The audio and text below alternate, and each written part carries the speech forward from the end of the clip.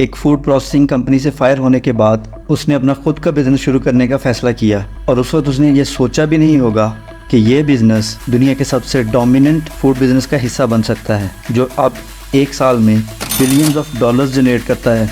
तो चले आज हम एक्सप्लोर करते हैं हरमन ले और उसकी कंपनी लेज को। ये सब 1909 में शुरू हुआ। अपनी अर्ली एज में हरमन लेज के पास अपने कैरियर को लेकर कोई क्लियर पाथ नहीं था, लेकिन फिर भी उसकी मेजर स्किल्स सेल्स थीं।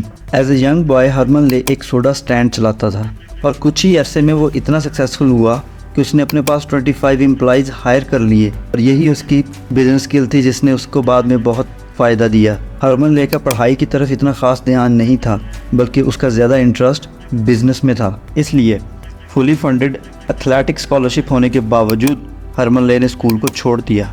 इसके बाद उसने सनशाइन बिस्किट्स में जॉब कर ली और वो जॉब भी 1929 के इकोनॉमिक क्राइसिस में जाती रही और इस वक्त हरमन ले सिर्फ 20 साल का था। इसके बाद उसकी अगली जॉब बारेट फूड कंपनी में थी और कुछ ही अरसे बाद उसकी ये जॉब भी जाती रही। लेकिन अब तक फूड कंपनीज में काम करने से उसको फूड प्रोसेसिंग का आइडिया ज़रूर हो चुका था। हरमन ले ने अपने चिप्स की रेसिपी बनाने का फैसला किया। प्रॉपर बिजनेस की फैसिलिटीज़ ना होने की वजह से उसने इन चिप्स को अपनी फोर्ड मॉडल ए में बेचना शुरू किया। पोटैटो चिप्स 1850 से दुनिया में मौजूद थे, लेकिन उसने इन चिप्स को क्रैकर्स फॉर्म में बनाया था और इस इनोवेशन से उसने बहुत फ़ायदा उठाया। लेकिन हरमन ले की इस पोटैटो चिप्स की जर्नी को उस वक्त मैसिव सक्सेस मिली जब 1926 में पोटैटो चिप्स को पेपर्स बैग में सील करने का मेथड इन्वेंट हुआ और इस एडवांसमेंट को हरमन ले ने एज ए अपॉर्चुनिटी फच किया, क्योंकि ये आइडिया उसके चिप्स को लॉन्गर पीरियड ऑफ टाइम के लिए फ्रेश रख सकता था और प्रॉपर स्नैक्स का हिस्सा बन सकता था। और इसी एडवांसमेंट में हरमन ले ने अपने पोटैटो चिप्स में बहुत ज़्यादा पोटेंशियल देखा, क्योंकि अब उसके चिप्स की शेल्फ लाइफ कई दिनों तक बढ़ सकती थी और वो भी क्वालिटी को मेंटेन रखे हुए। और यही हरमन ले ने चांस लेने का फैसला किया और उसने बैंक लोन लेके एक फूड डीलरशिप कंपनी खरीदी और इस कंपनी को उसने HW ले डिस्ट्रीब्यूशन कंपनी का नाम दिया। हरमन ले अपनी अंडरस्टैंडिंग में डिटरमिन था और वो एवरेज अमेरिकन के लिए एक अफोर्डेबल पोटैटो ब्रांड बनाने के लिए मुकम्मल तौर पर पुरजोश रहा, क्योंकि हरमन ले ने इस डोमेन में बहुत ज़्यादा ग्रोथ ऑलरेडी इन्विजन कर ली थी। और इस पूरी जर्नी के बाद हरमन ले के पहले लेज पोटैटो चिप्स का पैकेट 10 सेंट्स में बिका और हरमन ले के इस वेंचर को बहुत ज़्यादा सक्सेस मिली। इतनी डिमांड को मीट करने के लिए उनके पास प्रोडक्शन ही नाकाफ़ी थी और यही मैसिव डिमांड उन्हें पोटैटो चिप्स की मास प्रोडक्शन पे ले गई। इस वक्त तक उसके कंपटीशन में कई दूसरी कंपनीज भी आ चुकी थी और यही हरमन ले ने अपने आप को एक मार्केटिंग जीनियस साबित किया और लेज पहली स्नैक फूड कंपनी थी जिसने अपनी मार्केटिंग कैंपेन नेशनल टीवी के ऊपर रन की। और इसके बाद हरमन ले ने ब्रांड एंडोर्समेंट के लिए सेलिब्रिटीज़ को हायर किया और इस मार्केटिंग स्ट्रैटेजी ने लेज को अमेरिका का प्रीमियर पोटैटो ब्रांड एस्टैब्लिश किया।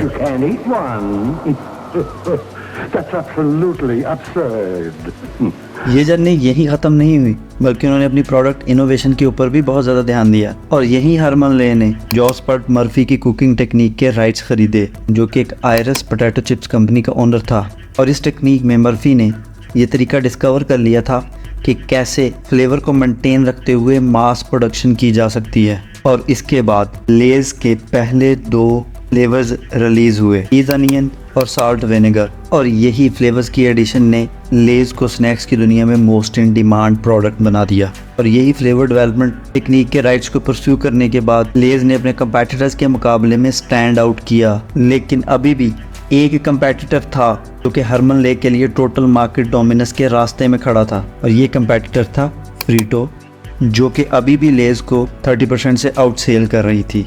इंटरेस्टिंगली फ्रीटो और लेज की डेवलपमेंट की स्टोरी बहुत ही आइडेंटिकल है, जिसमें फ्रीटो के CEO डोलन ने कोरियन चिप्स की रेसिपी को बाय करके अपना एक अलग अंपायर खड़ा कर लिया। और इनिशियली डोलन भी हरमन की तरह इन चिप्स को अपनी गाड़ी में ही बेचा करता था और ये 2 एंटरप्रेन्योर्स एक दूसरे से 900 किलोमीटर दूर से ऑपरेट कर रहे थे, लेकिन फिर भी एक दूसरे को इफेक्ट कर रहे थे क्योंकि ये उनके इंटरेस्ट का कोलिजन था। और यही हरमन ले ने कंपटीशन की जंग में जाने की बजाय एक आइडिया क्रैक किया और एक डील की और लेज को फ्रीटो ले में मर्ज कर दिया और अब फ्रीटो ले के नाम से ये एक मुकम्मल नेशनल ब्रांड बन चुका था। और इस डील में हरमन ले ने नाम फ्रीटो ले ही रखा, लेकिन खुद को इस नई मर्ज्ड कंपनी का CEO बनाया। और 1961 के इस मर्जर के बाद फ्रीटो ले ने कई और फ्लेवर्स को इंट्रोड्यूस करवाया और प्रोडक्ट लाइंस भी इंट्रोड्यूस करवाई, जैसे ड्रीटोस, फनियंस, मंचोस एंड प्रिंगल्स। और यही हरमन ले के लिए अपनी कंपनी को biggest food company of all time बनाने का स्टेज मुकम्मल तौर पर सेट हो चुका था। और इसी को एक्सटेंड करने के लिए 1965 में हरमन ले ने एक नए मर्जर का आइडिया सोचा, और इस बार ये एक बेवरेज कंपनी के साथ था, क्योंकि हरमन ले के मुताबिक ये आइडिया उसके बिजनेस की इंटरनेशनल एक्सपेंशन के लिए बहुत ज़्यादा फ़ायदेमंद साबित होगा।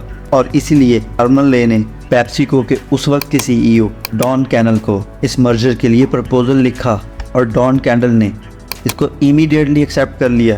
पेप्सिको की भी अपनी डिफरेंट प्रोडक्ट लाइन होने के बावजूद पेप्सी के लिए भी सबसे बड़ा कंपटीशन कोका कोला थी, और इस मर्जर में पेप्सिको को भी एक कंपेटिटिव एज नज़र आ रहा था। और यूं फ्रीटो ले पेप्सी की एक सब्सिडरी बन गई, और अब फ्रीटो ले के कमोबेश 55,000 एम्प्लॉयज़ हैं। और आज की डेट में सिर्फ फ्रीटो ले ही पेप्सिको के टोटल सालाना रेवेन्यू में तकरीबन $85 बिलियन ऐड करती है। 2021 के डाटा के मुताबिक पूरी दुनिया में लेज़ का मार्केट शेयर 41% है, और उसके बाद आते हैं रफल्स और प्रिंगल्स, और ये भी फ्रीटो ले ही ओन करती है।